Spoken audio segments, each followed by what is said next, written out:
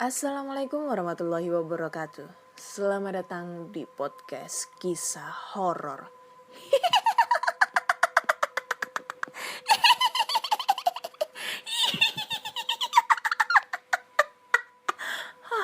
Capek ternyata kalau ketawa gini ya. Coba. Ulang. Selamat datang di podcast kisah horor.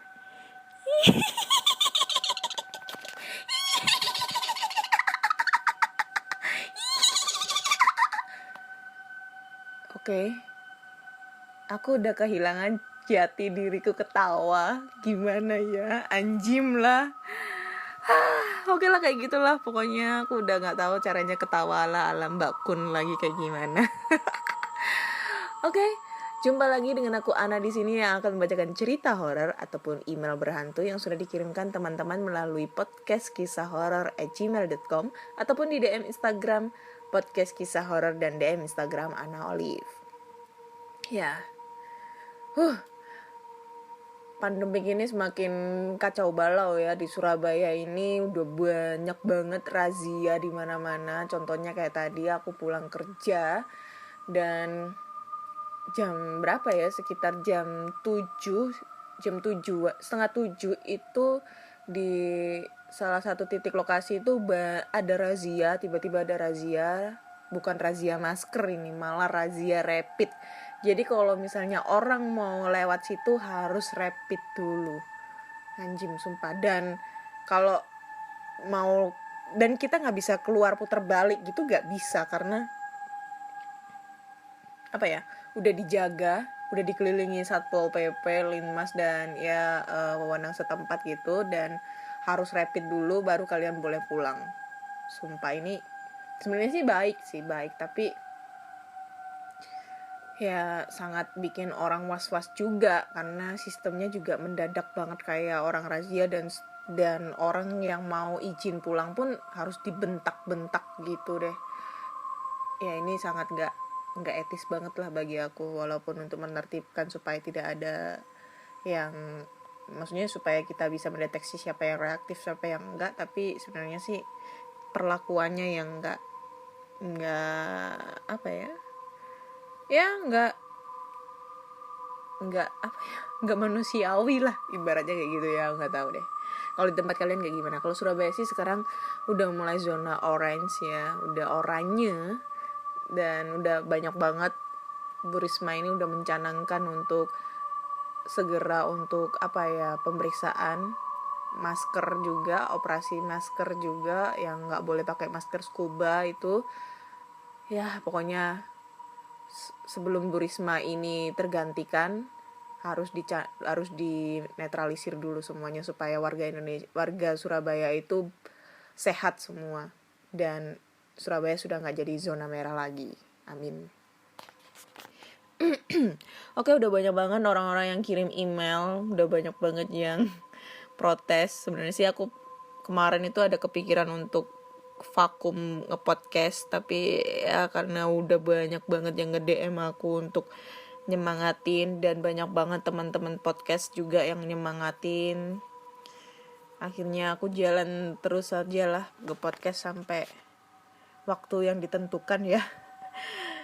Ada kalanya pasti nanti aku berhenti nge-podcast tapi gak tahu kapan. Sedih banget guys. Mari kita bacakan ceritanya. Bentar ya, ini masih loading. Bentar dulu. Mana ya yang belum aku bacain?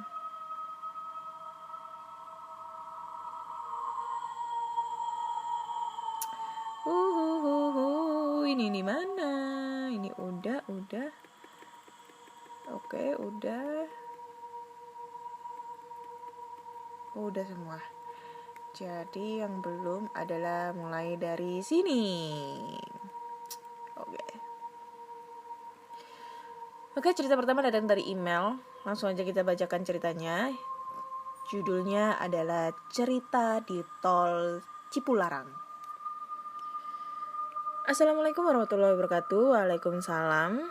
Ya, ini dari channel di sini aja yang sebelumnya pernah ngirim cerita tentang ceritanya. Aku masih ingat banget ceritanya itu tentang gangguan pada saat syuting di lokasi angker gitu ya, karena dia dulu adalah tim kreatif televisi. Nah, hai Kak Ana Olive dan semuanya, semoga sehat selalu ya. Aku Anwar yang kemarin kirim cerita horor pas di lokasi syuting acara TV swasta. Mungkin Kak Ana tahu, kali ini aku bakalan cerita horor. Kali ini dia bakalan bercerita horor yang baru-baru ini dialaminya. Sekitar tanggal 3 September 2020. Baru-baru ini dong. Oke, kita mulai ceritanya. Setelah 3 bulan kurang lebih aku bekerja siang dan malam, aku pun mendapatkan giliran cuti selama 1 minggu. Ya, dimaklum aja, namanya juga kerja di TV swasta, media digital. Harus selalu standby dan siap liputan kapanpun dan dimanapun. Nah, pas masa cuti itu, aku pun memutuskan untuk pulang ke Bandung untuk bertemu keluarga. Selama 5 hari, aku menghabiskan waktu bersama keluarga untuk jalan-jalan dan mengunjungi saudara untuk ngobrol dan silaturahmi. Hari terakhir libur pun tiba. Aku memutuskan pulang lagi ke Jakarta sehari sebelumnya karena besok sudah mulai bekerja.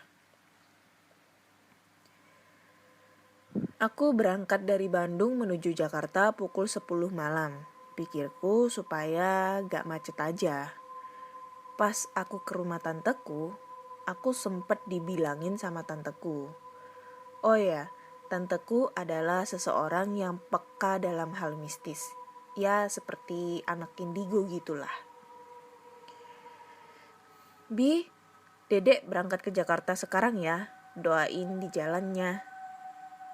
Terus tanteku bilang, iya hati-hati dek. Oh iya dek, Bibi lupa. Nanti pas di tol Cipularang kalau ada apa-apa jangan berhenti ya. Abaikan aja. Loh, emang kenapa Bi? Ya pokoknya abaikan aja. Terus jangan sampai berhenti di tol meskipun sebentar. Ya elah, lebay banget sih Bibi ini.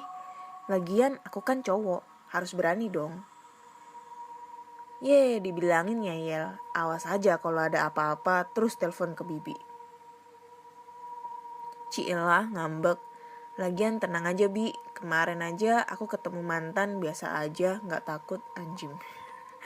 Cuma nangis aja, dia ngasih surat undangan pernikahan. Anjim lah. Ya, malah curhat, sana pergi, katanya mau berangkat, nanti kemalaman lo. Oke Bi, Dedek pamit J. Oke. Curhat ini masnya sama si Bibi. Pukul 21.45 aku pun mulai memanaskan mobil dan berangkat menuju Jakarta. Di saat di jalan tol, aku pun seperti kebiasaan gilaku yaitu nyanyi teriak-teriak di jalan tol gak jelas. Setelah suaraku udah mulai habis, aku pun berhenti nyanyi gak jelas itu. Niatnya sih supaya gak ngantuk aja, bener tuh. Aku biasanya kalau di jalan nyetir sendiri perjalanan jauh apalagi di tol, nggak di tol aja sih, di jalan raya pun juga aku pasti nyetel musik dan nyanyi trik-trik gak jelas supaya nggak ngantuk. Tapi kan kacaku ini kan nggak kaca film ya, jadi dikiranya orang gila lagi. Setelah beberapa jam aku di jalan tol, aku pun sampai di tol Cipularang. Entah kenapa aku pun mendadak merasa ngantuk. Loh, kok tumben ngantuk ya? Gumamku dalam hati. Supaya tidak mengantuk, aku pun menambah volume musik. power musik, radio MP3, mobil itu loh kak. Paham lah pasti. Oke, paham. Yang aku dengarkan di YouTube tersebut. Entah kenapa malah mendadak malah pindah aplikasinya ke radio dan channel radionya itu seperti tidak ada sinyal. Oh, mungkin USB-mu kali ya. Sekilas aku seperti mendengarkan kata tolong. Tapi aku menghiraukan semuanya itu. Mungkin aku salah dengar. Kambing malah pindah sendiri. Padahal gak dipegang loh HP-nya. Aneh. Dasar hantu bajigur. Ganggu mulu.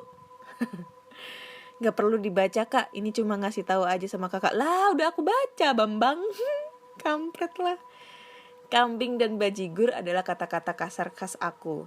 Kalau ngomong anjing dan bajingan itu tidak sopan dan ditakutkan merusak generasi anak kecil. Masih kecil aja udah gak sopan, apalagi kalau udah dewasa. Oke, mantap, lanjut. Salah lo salah. Anjing dan bajingan sekarang itu udah kata-kata, bukan kata tidak sopan. Itu kata-kata yang memang tidak sepantasnya. Sekarang kata-kata yang tidak sopan dan dihukum adalah anjay. Anjay, kalau lu ngomong anjay, lu di penjara. Kecuali ngomong anjayani. Goblok kan itu, anjayani, cok. Stres lah itu orang. Oke, lanjut lah. Gila, malah ngomongin anjay. Seketika aku pun merinding. Dan rasa ngantuk itu pun semakin kuat. Sampai akhirnya, supaya aku tidak merasa ngantuk, aku pun membuka sedikit kaca mobil dan membiarkan angin di luar masuk. Emang sih efektif, cuma resikonya masuk angin. Aku pun menutup kembali kaca tersebut dan rasa mengantuk itu pun datang lagi. Sampai akhirnya, aku pun dikejutkan oleh hentakan mobilku yang seperti melindas jalan yang rusak atau bolong. Aku pun melihat ke spion kanan dan jalanannya bagus-bagus aja, gak ada yang berlubang. Aku pun menghiraukan tersebut dan rasa ngantuk itu pun hilang seketika. Di saat aku sedang mengebut, aku mendengar seperti suara kucing terlindas. Anjim lah. Aku pun buru-buru minggirkan mobilku dan aku cek semuanya. Aku pun keluar mobil sambil menyalakan flash di HP. Aku melihat ke jalan dan tidak ada kucing ataupun darahnya setetes pun. Aku pun lantas mengecek bagian bawah mobil. Hasilnya nihil, tidak ada apa-apa. Logikanya, jika itu memang terjadi, otomatis bakalan ada bekas bangkai ataupun darahnya, iya kan? Iya, betul. Terus aku pun terkejut pas aku melihat ada sepasang kaki berjalan menghampiriku. Lantas aku pun buru-buru berdiri dan pas aku lihat tidak ada orang. Anjing. Oh, jadi dia ngeliat di kolongan mobil ya. Sela-sela kolongan mobil gitu. Karena ini semua udah di luar logika, aku pun buru-buru masuk ke mobil dan buru-buru pergi dari tempat itu. Sesekali aku mencium bau parfum buat orang yang meninggal. Anjim lah. Melati coy, kenanga, anjim, apalah itu. Diganti lagi bau melati dan berganti lagi menjadi bau bangkai busuk. Anjim, sumpah ini udah negatif ini baunya.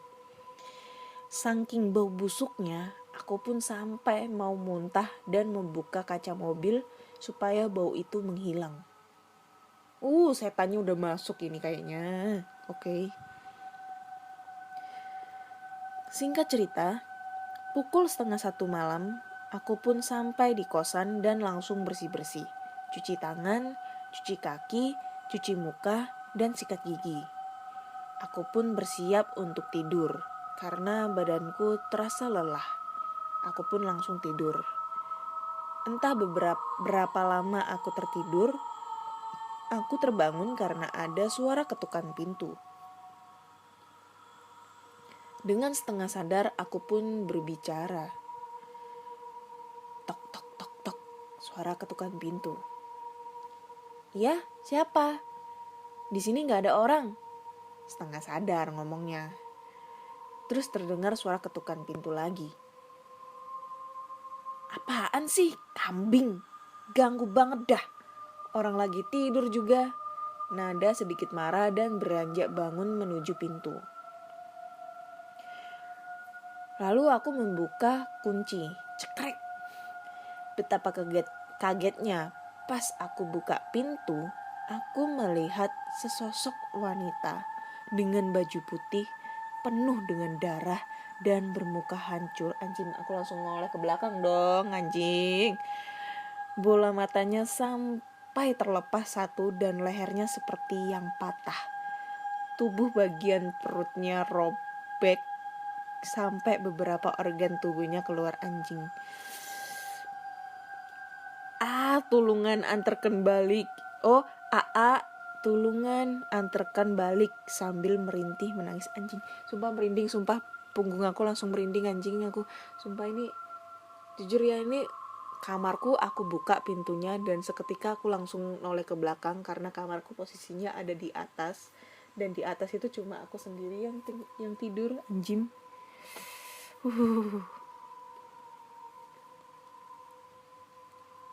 Ya Allah, belum aja tidur lama udah ngimpi ginian aja, ketusku dalam hati. Langsung merinding sumpah. Aku pun teriak dan pingsan seketika sampai pas aku terbangun sudah ada Pak Ustadz, ibu kosan, dan anak-anak kosan lainnya. Aku pun pingsan beberapa jam dan setelah sadar aku pun menceritakan semua kepada Pak Ustadz, ibu kosan, dan teman-teman kosan. Sekian Kak, cerita dari aku. Maaf jika gak seram ceritanya. Sukses selalu dan sehat selalu. Wassalamualaikum warahmatullahi wabarakatuh. Waalaikumsalam warahmatullahi wabarakatuh. Ini jujur ya, ini merinding coy. Baru kali ini aku ngebacain cerita itu berasa langsung semeriwing merindingnya di punggung ini ya. Gila, di punggung ya, sumpah. Karena ini posisinya pintuku tak buka, pintu kamar aku buka, dan aku tidur di atas sendirian, anjing. Dan ini jadi kebayang dong sosok hantunya kayak gimana. Dan kayaknya aku udah gak berani untuk lewat tol deh. Tapi kan sumpah, karena memang sebenarnya sih lewat, aku kalau misalnya ya aku pergi kemana gitu dan aku ngelewatin jalan tol yang posisinya malam hari dan sepi tolnya, aku pernah nih ya gak salah itu dulu itu aku pulang ke Jogja. Dulu pernah pulang ke Jogja, aku naik mobil karena posisinya itu aku ada saudara meninggal di sana. Jadi orang tua kan berangkatnya itu pagi tuh ya kan, pagi orang tua aku tinggal di Jogja, terus besok sorenya, ya bukan sore sih, sekitar jam-jam nggak sore, subuh sih, malam banget lah, jam 2 atau jam 3 itu aku pulang sendirian gitu kan. Niatnya itu langsung kerja gitu loh, langsung kerja, dan pulang kerja aku langsung balik lagi ke Jogja karena posisinya aku hari Sabtu tuh masuknya itu sampai jam 2 siang kan. Jadi pulang kerja langsung ke Jogja balik lagi. Dan pokoknya pasti kalau aku setiap ngelewatin jalan tol, entah itu jam berapapun, pokoknya malam, aku selalu ngeliatin bangku belakang. Gak tahu kenapa mesti refleks ngeliatin bangku belakang, karena takutnya itu ada yang ngikut gitu loh, ada yang duduk di belakang. Pas kita ngeliat di kaca ini ya, spion tengah itu, anjing lah, spion belakang itu pasti kita refleks banget buat ngeliatin. Yang aku liatin bukan jalanan tapi bangku belakang, anjing lah. Pokoknya tuh serem banget sumpah kalau lewat tol itu. Oke, Mas Anwar, cerita membuat saya merinding di opening ini ya. Gila loh. Ditunggu ya ceritanya, kalau ada cerita lagi aku pasti tunggu ceritanya. Thank you banget Mas Anwar. Oke, kita lanjut lagi ke cerita berikutnya. Cerita berikutnya adalah dari Nur Hafifah. Oke, Nur Hafifah. Judulnya Misteri Sekolahku.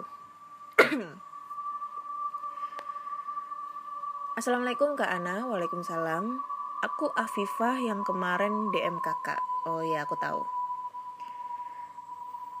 Ini ceritanya panjang ya Kak, karena semua kejadian aku jadiin satu dalam cerita ini, dan maaf juga kalau kata-katanya agak ribet. Maklum baru pertama kali kirim cerita horor. Biasanya kirim cerita ke Wattpad. Wattpad itu apaannya aku nggak tahu deh. Goblok. Katrok banget sih aku. Semoga kalian mendengarkan dan kakak yang membacanya nggak bosen ya. Oke, kita baca ya langsung ya. Happy reading guys. Oke. Jadi gini Kak ceritanya. Dulu sekitar tahun 2015 aku masuk di salah satu sekolah menengah kejuruan di daerah Ciputat, Tangerang Selatan. Sekolah itu memang dikenal angker. Kemungkinan karena sekolahan itu berada di dalam kampung. Jadi masuk gang gitu. Dan di sana memang suasananya rada adem sih. Terus ruangannya gak begitu luas. Jadi sekolahanku kayak sekolahan ala kadarnya gitu.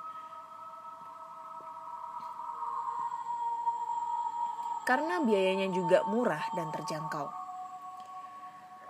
Dikarenakan banyak tetanggaku sekolah di sana dan dorongan dari orang tuaku juga, mungkin karena biayanya juga murah. Dan biar ada barengannya gitu Kak, hehehe. Oke, singkat cerita, waktu itu ada kegiatan di sekolahku, yaitu MOPD, atau yang biasa disebut dengan MOS. Aku bersama temanku namanya Indah. Aku kenal Indah waktu ketemu di acara itu. Indah yang aku kenal hanya baru beberapa hari itu, aku sudah mulai bisa baca kalau Indah itu orangnya bisa merasakan hal-hal gaib. Karena dia sering cerita juga sama aku dan dia juga sering kerasukan gitu. Acara tersebut berjalan 2-3 hari dan anak-anak sekolah harus menginap di sekolah selama acaranya selesai. Acara dimulai hari Rabu dan malamnya tidak merasakan hal-hal aneh, masih biasa aja. Tetapi di hari kedua, di acara bakar api unggun di lapangan, semua murid kumpul dan duduk melingkari api unggun. Di saat sekitar pukul 9 malam, aku duduk di samping Indah. Dan Indah itu bisikin aku dan dia bilang, "Fah, lu ngerasa gak enak gak sih?" Sambil mukanya kayak orang takut gitu. Dan dia pegang erat tangan aku. Aku makin parno lah ya. Walaupun di sana banyak anak-anak, aku menjawab, "Gak enak." "Gimana sih? Lu bikin gue deg-degan aja. Kebiasaan banget." "Serius, Fah? Emang lu lihat apa?" kata aku. Indah menjawab, kayak ada yang mantau kita tahu." Aku jadi ikut gak enak. Lalu aku menjawab dan menenangkan suasana. "Siapa sih? Paling Pak Satpam no mantau kita," kata aku sambil bercanda. Hari terus berjalan dan tepat di hari terakhir acara tersebut, semua anak disuruh kumpul lagi untuk memberitahukan bahwa acaranya selesai. Dan keesokan harinya, sudah masuk sekolah seperti biasa. Aku dapat kelas yang muridnya lumayan banyak, dan ada cowoknya juga, sekitar 12 orang, anak cowoknya. Aku sudah mulai beradaptasi sama teman-teman kelasku. Aku dari masih sekolah SMP memang lebih asik nongkrong dan gabung sama anak cowok. Betul tuh. Jadi sampai sekarang aku masih seperti itu. Dan ada salah satu cowok yang pendiam banget. Anaknya manis, ganteng dan keren, anjing. Tapi pendiam banget. Di kelas pun dia gak banyak tingkah kayak anak cowok lain. Dan ternyata ada hal yang gak enak sama sikap dia yang seperti itu. Untuk keesokan harinya, aku dan teman-teman yang lain main ke rumah si cowok yang pendiam itu. Namanya si F. Sesampainya di rumah si F, aku dan teman-teman lainnya cerita-cerita sama orang tuanya, terutama ibunya si F. Dan kebetulan si F-nya lagi pergi ke warung belanja jajanan dan cemilan biar gak garing banget gitu.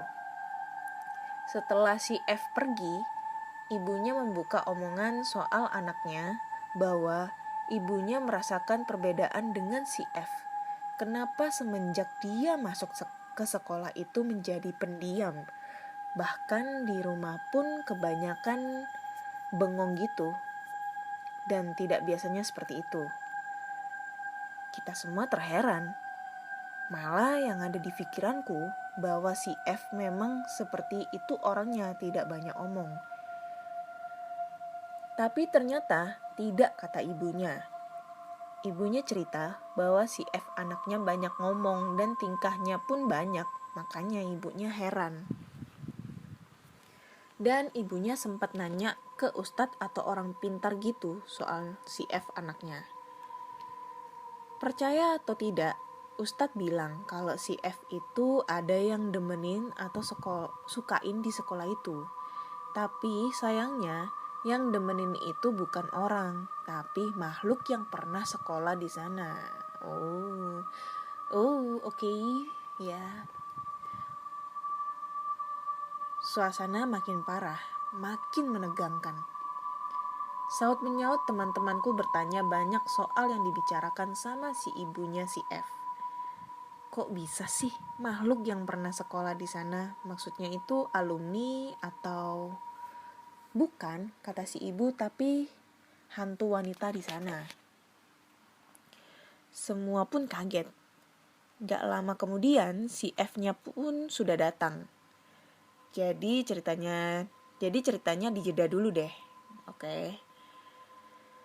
Sekolah seperti biasa, belajar. Tapi teman-temanku jadi suka ngeliatin si F, termasuk aku juga. Serem dan merinding. Dan kebetulan jam belajar kosong. Alhasil murid-murid lain pada main-main gak jelas gitu. Keluar ya, biasalah jam kosong bebas. Tapi ada salah satu guru MTK yang masuk ke kelasku dan bercerita soal sekolah ini dulu. Sontak salah satu dari temanku menanyakan soal sekolahan yang aku tempatin ini. Guruku yang sudah bertahun-tahun mengajar di sekolah ini sudah pasti tahu asal-usul serta kejadian di sekolah ini. Sambil teman-temanku memancing si ibu guru ini agar cerita, akhirnya si ibu terpancing untuk menceritakan semua kejadiannya. Jadi gini cerita si ibu guru MTK ku. Anjing, panjang ya ini ceritanya ya. Aduh. Cerita pertama. Dulu ada salah satu seorang guru bahasa Jepang mengajar di sekolah ini. Dan dia dikagetkan dengan seorang murid yang tiba-tiba datang ke sekolah. Padahal sudah waktunya jam pulang sekolah. Dikarenakan sekolahku masuk siang dan pulang jam 5:30 sore, hampir mau maghrib. Itu pun kalau gak ada pelajaran tambahan. Hampir mau maghrib. Itu pun kalau gak ada pelajaran tambahan. Kayak di sekolahku nih, sekolah SMK ku yang lama. Itu terjadi setelah azan maghrib baru selesai. Si ibu bahasa Jepang ini mau pulang karena sudah sepi di sekolah. Anak murid dan guru yang lainnya pun sudah pada pulang semua. Makanya ia bergegas rapi-rapi untuk pulang. Pas dia mau arah pulang, ada anak berpakaian rapi berseragam layaknya anak murid biasanya, dan seragamnya pun seragam sekolahan ini. Tetapi bedanya hanya dia gak berhijab. Rambutnya panjang sebahu dan tidak bawa apa-apa, termasuk tas. Perempuan itu masuk ke sekolah seperti biasa, jam masuk sekolah gitu. Padahal kan sudah jam pulang. Si ibu bahasa Jepang itu pun terheran-heran. Sampai mikir sendiri gitu. Akhirnya ditanya dan disamperin anak perempuan itu. Ia hanya diam dan menunduk. Dikarenakan si ibu guru ini menanyakannya di belakang perempuan itu, jadi tidak. Gimana sih? Dikarenakan si ibu guru ini menanyakannya di belakang perempuan itu, jadi tidak terlihat wajahnya seperti apa. Oke. Maksudnya si murid ini membelakangi ibu gurunya ini ya. Setelah pertanyaan si ibu itu tidak dijawab, akhirnya disepelekanlah perempuan itu. Si ibu langsung putar balik untuk melanjutkan perjalanan pulangnya. Di setengah perjalanannya itu, si ibu sambil nengok-nengok ke belakang dan melihat perempuan itu. Tetapi perempuan itu tetap berada di tempat yang tadi hanya berdiri, diam, dan nunduk seperti tadi pas ibu bertanya. Aneh.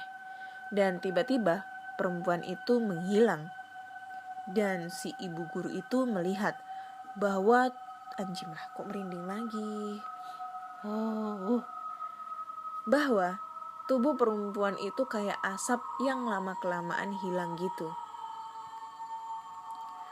Akhirnya si ibu langsung jalan tapi cepet gitu sambil ketakutan. Cerita pertama dari si ibu MTK ini selesai. Lalu guru MTK itu bilang, sebenarnya masih ada, tapi ini yang ngalamin ibu sendiri, kata si ibu MTK. Anak-anak menjawab, hah? Serius bu?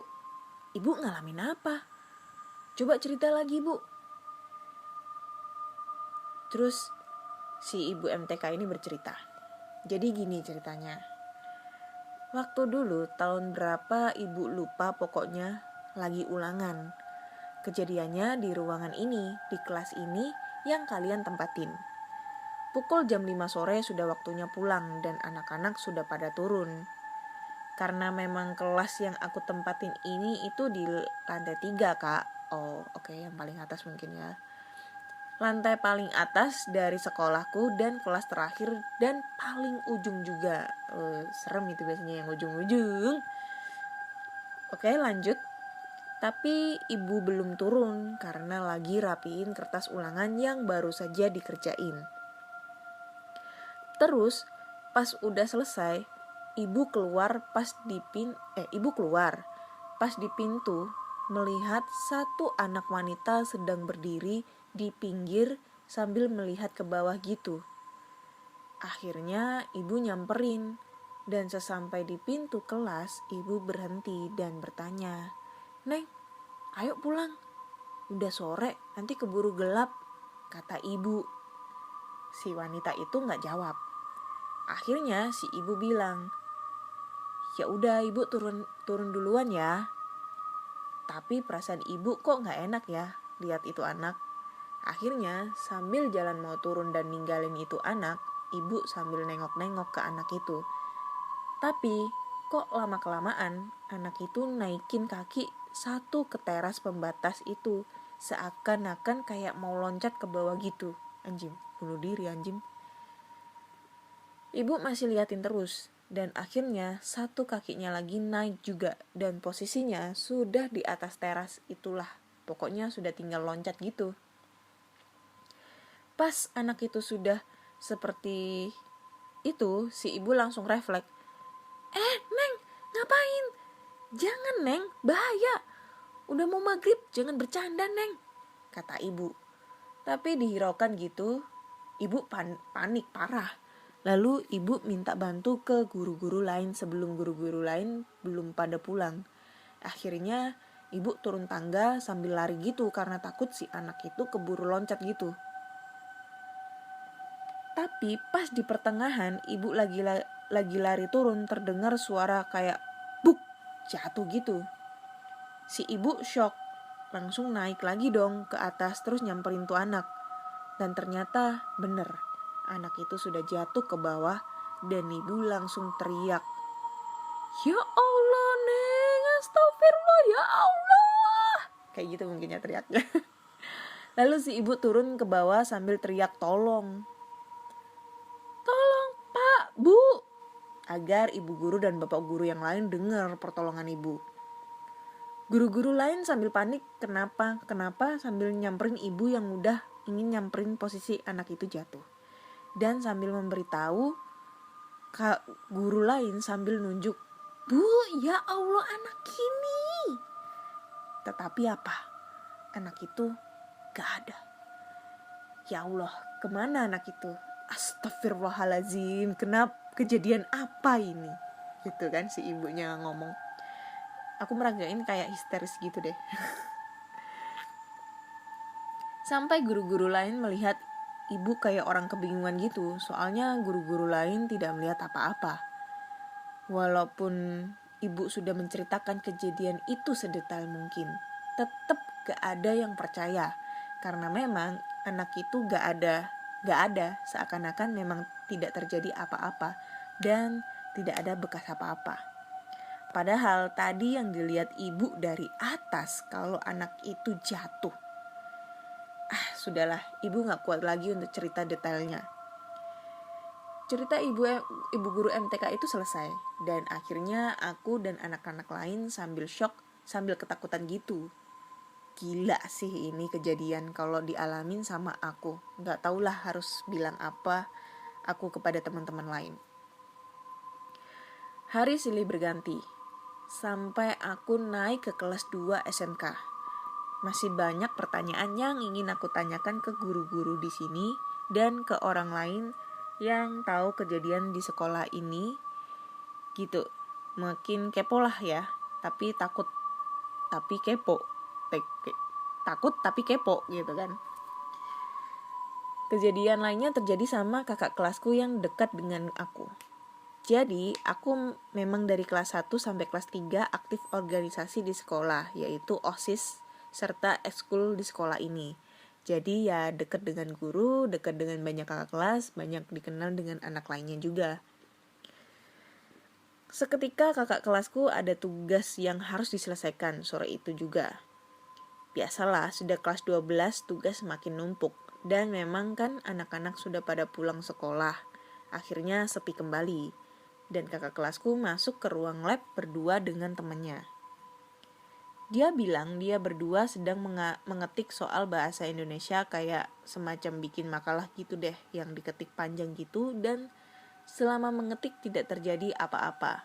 Akhirnya pengetikan sudah selesai. Sisanya tinggal print. Dan print mulai per lembar demi per lembar. Setelah di lembar akhir, printnya agak macet gitu, dan akhirnya si kakak ngecek dong. Akhirnya dia bilang ke temennya untuk meminta bantuan. "Sil, ini kok gak bisa ya? Padahal tinta dan kertasnya masih banyak," kata si kakak. "Coba lihat," jawab temennya. "Ih, iya deh, kok gak bisa ya?" "Gak tahu gue, gimana dong? Udah mau isya lagi," jawab si kakak. Setelah beberapa menit diakalin, akhirnya bisa. Tetapi yang keluar adalah wajah wanita sebagian mukanya kayak diarsir hitam gitu, black and white gitu deh. Serem, aneh banget anjing. Kalau ada print-printannya ini serem banget ini sumpah.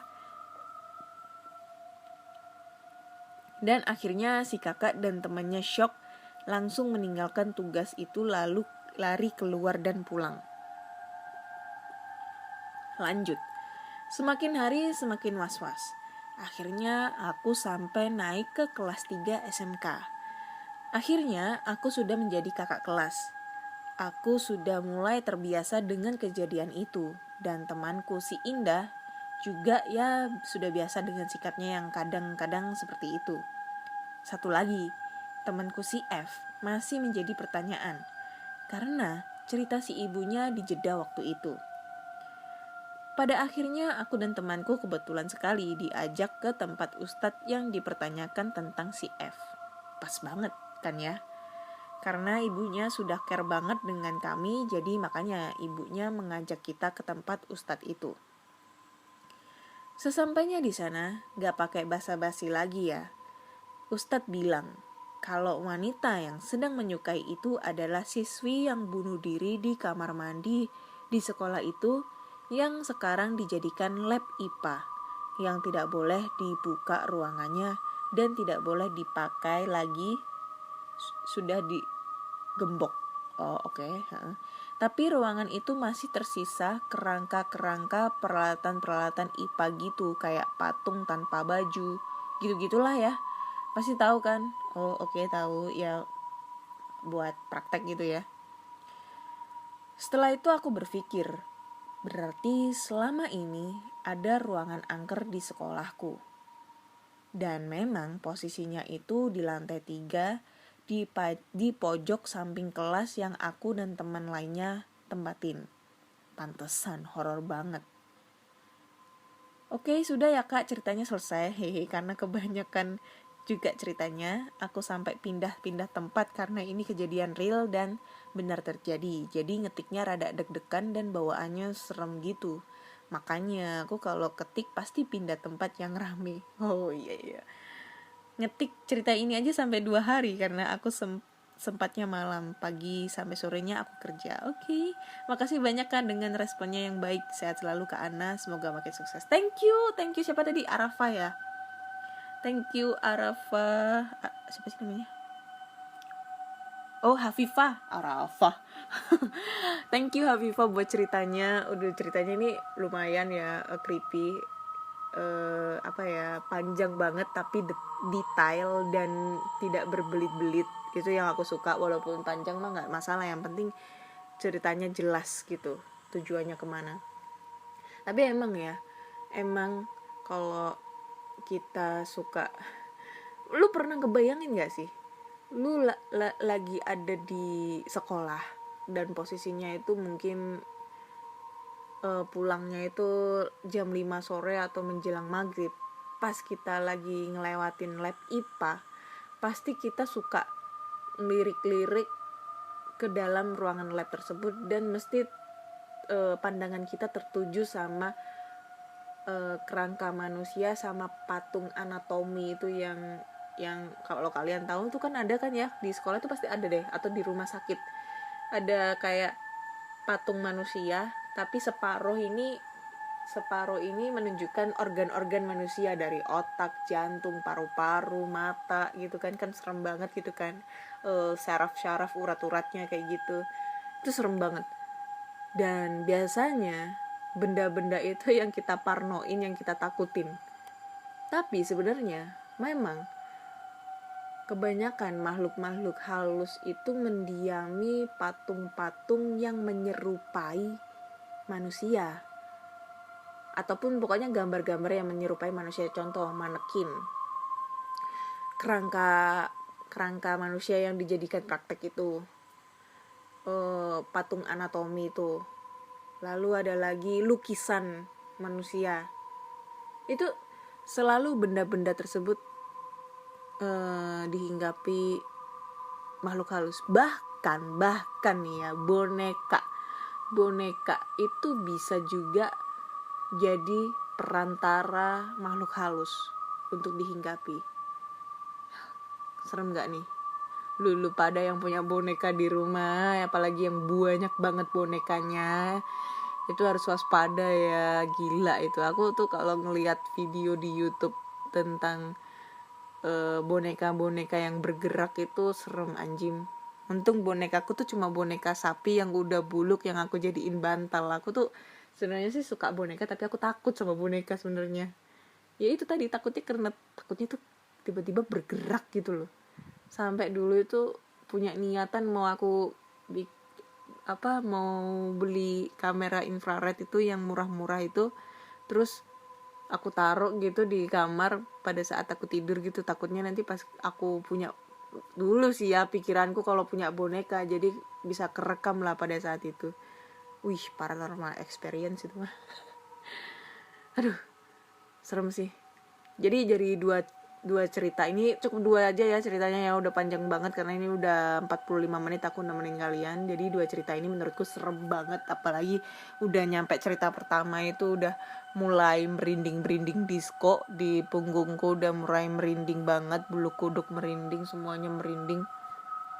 Ditambah lagi cerita kedua, apalagi pas obrolan tentang kerangka manusia lab gitu, aduh udah ngebayangin deh posisinya kalau aku ada di situ kayak gimana.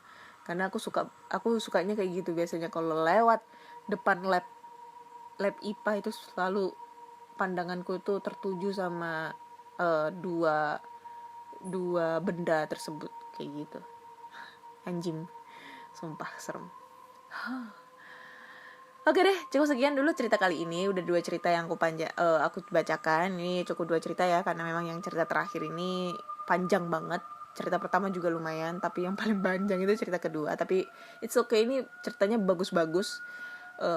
Apa ya?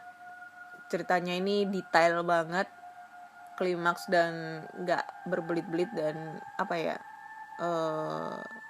Jelas gitu loh. Ceritanya tuh jelas banget gitu loh. So thank you banget buat Mas Anwar sama Hafifah untuk ceritanya.